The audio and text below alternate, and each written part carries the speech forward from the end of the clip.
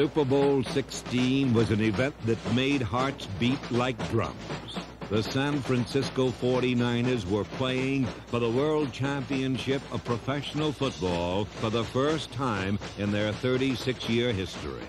Like all first times, Sweet 16 would prove forever memorable. Here's Montana ready now from the 11-yard line. Going toward the end zone, caught on the run by Cooper. He's got it. He's into the end zone. A 49er touchdown. Game most valuable player Joe Montana set the tone for the first half. But it took a tenacious goal line stand in the third quarter to turn the tide. When Ray Wersching equaled a Super Bowl record with his fourth field goal, the 49ers secured a 26-21 victory. The 49ers have won it. Bill Walsh and his staff and a team that confounded pro football observers throughout the year, winning week after week and then sweeping the playoff victories over the Giants and the Cowboys, and now their ultimate triumph of the year, beating the AFC champion Cincinnati Bengals in the Super Bowl. The story ended where it began, but it began less auspiciously. The 49ers opened with a loss to Detroit, and after 4 weeks, their tentative 2-2 record suggested they didn't have a prayer. But those closest to the team had faith. This football team has character, and they never say die, and they will never admit to being beat. And they keep coming back and keep coming back and keep coming. Week 5 saw a groundswell take shape. In Washington, the 49ers swept the Redskins off their feet.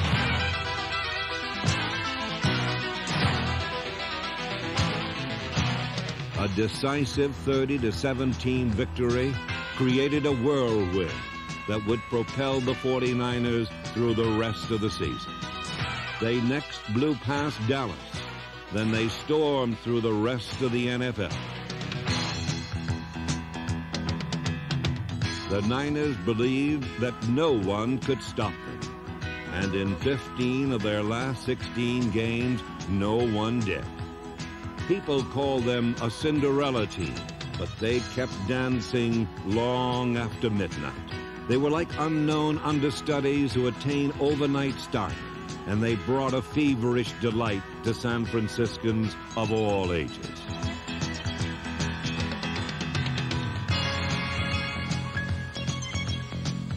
The 49ers glided ever upward on a trail that pointed to never-before-experienced glories. For the first time in their 11 years at Candlestick Park, the Niners beat the Rams at home. 4 weeks later in Anaheim, they earned the first sweep over their interstate rivals since 1965. The team that had won a mere 10 games in their previous 3 seasons raced to a regular season record of 13-3. No NFL team did better. By week 13, they had clinched their first NFC West title since 1972. This was a team of destiny, and what lifted them above all the others was a rare and unique chemistry.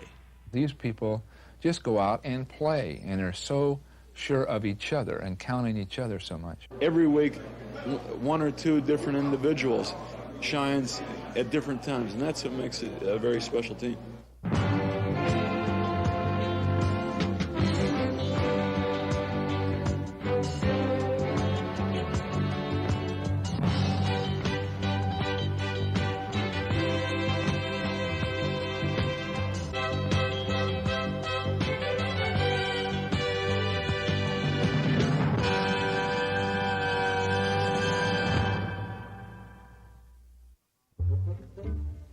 At the heart of this very special team was a very special head coach, Bill Walsh. You need a personality that is expressive and can exchange with people easily.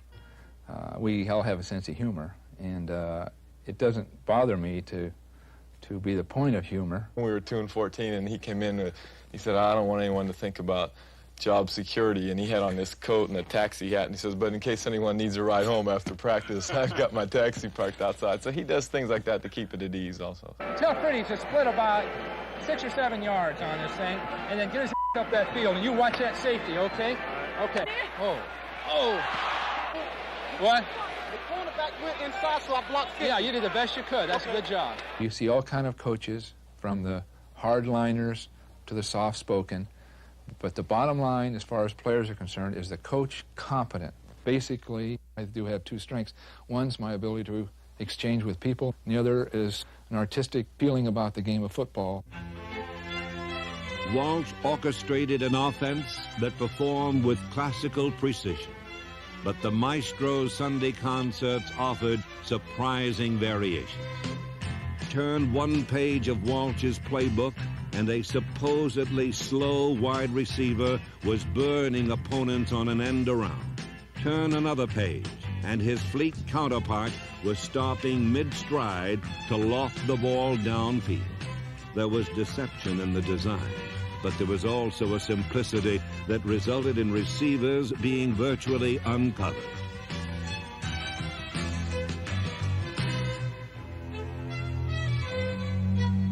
Bill Walsh was honored for his artistry by being named the NFL's Consensus Coach of the Year for 1981. Hard-nosed craftsmen perfected Walsh's art. From head to toe, the 49ers boasted determined physical athletes like guard Randy Cross, number 51, who earned Pro Bowl honors. Cross teamed with John Ayers, Fred Quillen, Dan Ardick, and Keith Farnhorst, number 71, to provide solid pass protection and to create holes for backs such as number 49, Earl Cooper, who was at his best down the stretch run toward the playoffs. Despite a damaged knee, number 36, Paul Hofer, leapt at every chance to contribute. Number 38, Johnny Davis's 7 touchdowns were as hard-earned as the 37 receptions produced by Charlie Young, number 86. Young's teammates honored the tight end's courageous and inspirational play by voting him the Len Eschmont Award for 1981. Wide receivers Freddie Solomon, number 88, and Dwight Clark, number 87, also brought Walsh's concepts to life. During the regular season, Solomon caught 59 passes and scored 8 touchdowns. His elusiveness made clear-cut the division of labor between the 2 receivers. Freddie's got the speed and I don't. So we usually send Freddie deep, and I usually go across the middle and try to mix it up with the linebackers. The aftermath of most of Clark's receptions called to mind a waterfront brawl.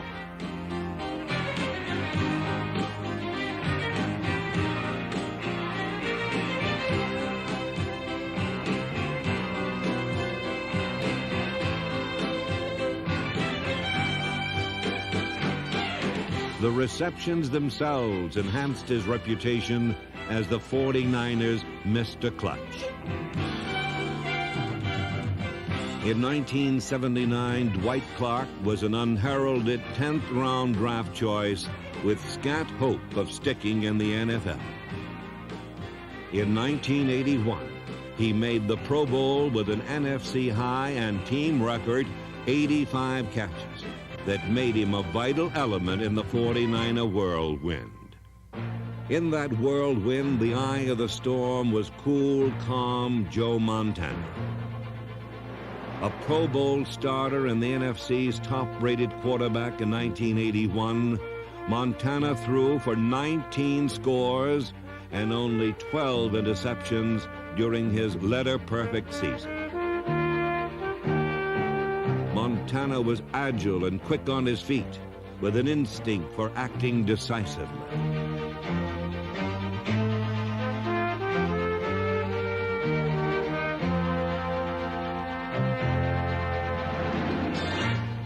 in the early part of the season, this resourceful quarterback was the NFL's least publicized budding superstar.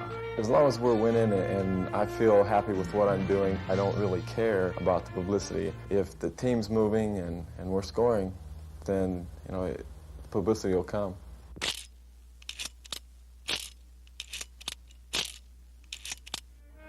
By season's end, Montana clicked in the minds of fans everywhere as an exciting young athlete who had soared to the top of his profession.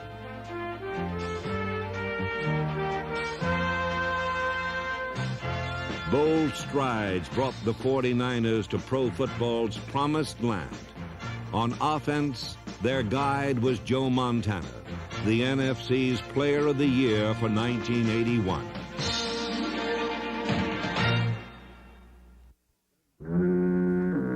San Francisco is never fog-bound when it comes to fun.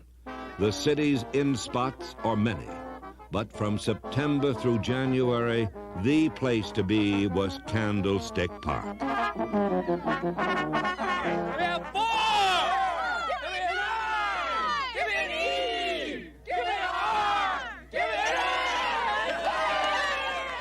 The 49er resurgence saw 49er fever reach epidemic proportions in the Bay Area and beyond.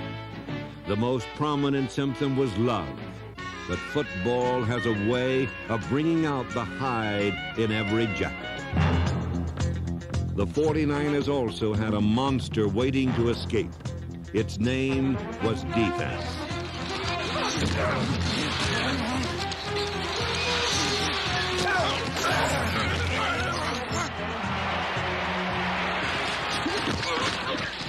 Since we've been with the organization, we've drafted heavily into defense, and that's been where we've made dramatic improvement. Our defensive secondary, I believe, within 2 or 3 years will be the best in football. I can't conceive of one better. Rookies Eric Wright, number 21, and Carlton Williamson, number 27, quickly mastered that terrain where airborne footballs strike like guided missiles.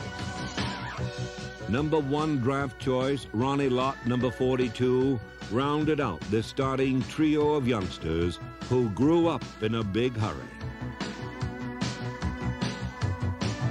When Lynn Thomas played nickelback, the Niners fielded 4 rookies, but the babybacks were as aggressive and skillful as the most seasoned of veterans.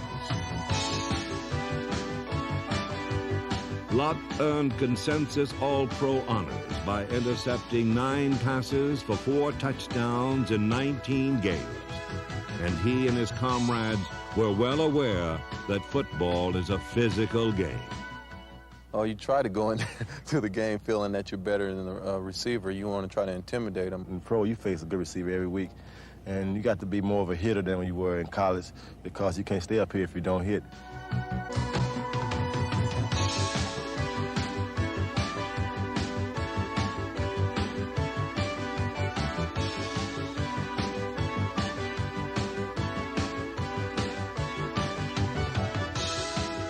Many a last right was performed in the 49er secondary.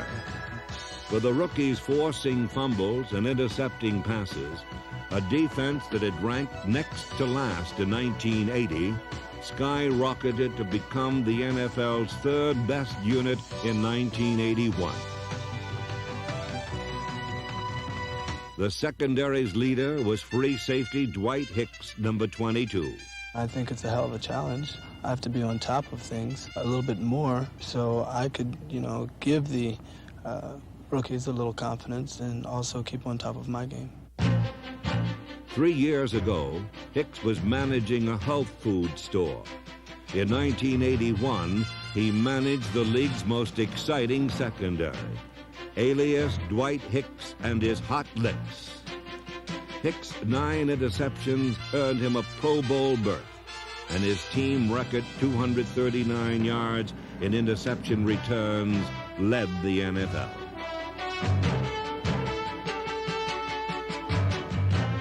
Hicks wreaked havoc upon offenses, as did linebacker Keena Turner, number 58, and defensive end Dwayne Board, number 76. A solid goal rush was further revitalized by Jim Stuckey, number 79, and Fred Dean. Dean, number 74, reduced the stature of pass blockers and made the quarterback's plight a pitiful one. They knew Dean was coming, but there was no escape from this pass rusher without peer. With 13 sacks in 11 games, Dean was named All-Pro for the third straight season. The sixth-week acquisition of Fred Dean produced the special rhythm of Dean Fence. The beat was harmonized by the preseason acquisition of a hacksaw. Jack Reynolds' 11 years of pro experience made him a natural leader for the youthful Niners. I just, try to hold everybody together and try to get the job done and show them how to do it and tell them to learn how to keep your poise and don't get upset during a game. If something goes bad, just come on stronger. Reynolds barked commands like a tough drill sergeant, then rushed headlong into combat to trip up the enemy.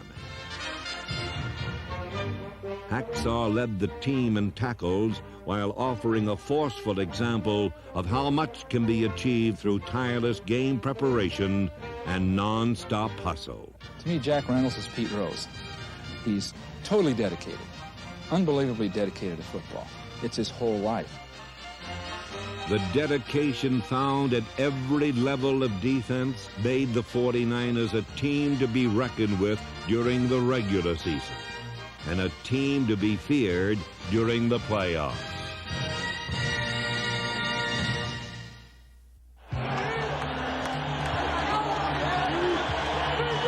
Big play, let's go! Against the New York Giants in their first playoff game in 9 years, number 32 Ricky Patton scored one of two rushing touchdowns in a well-balanced attack that was paced by Joe Montana's finest day as a pro.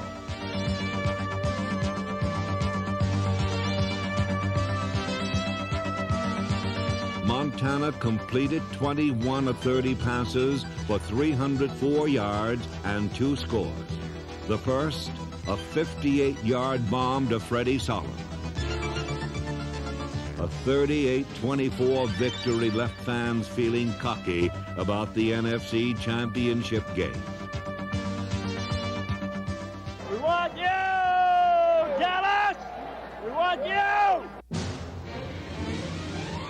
The star emblazoned on the Dallas Cowboys helmet has long been a symbol of excellence. But the 49ers were intent on knocking that star from its lofty orbit.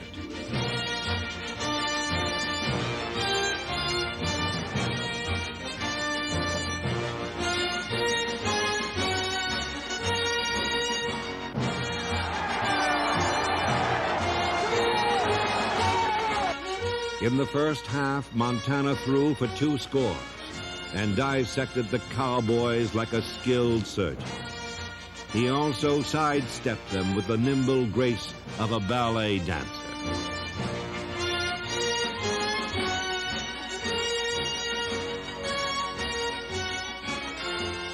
Montana's second touchdown pass of the half was caught by Dwight Clark. But not every move made by the 49ers was a heads-up play. And the intermission arrived with Dallas leading 21-17. Shadows fell on Candlestick and on the 49ers. An uncharacteristic 6th turnover led to a go-ahead Cowboys touchdown with 4:19 elapsed in the 4th quarter. There were now 2 opponents, the Cowboys and the clock. From their own 11-yard line, the 49ers set out to beat them both.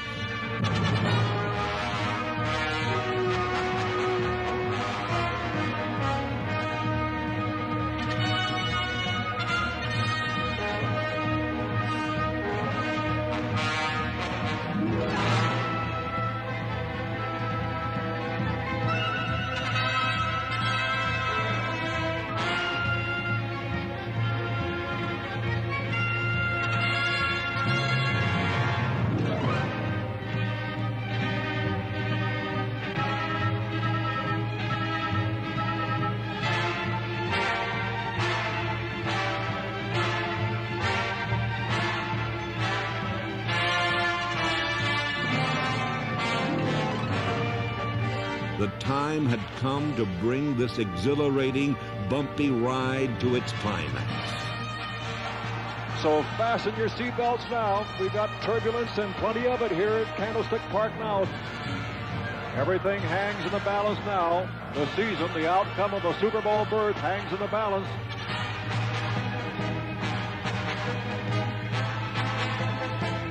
Montana rolling out the right, looking toward the end zone, throwing under pressure, throws his pass. Caught by Clark. Clark got a touchdown. Troy Clark has it. It's a touchdown for the 49ers.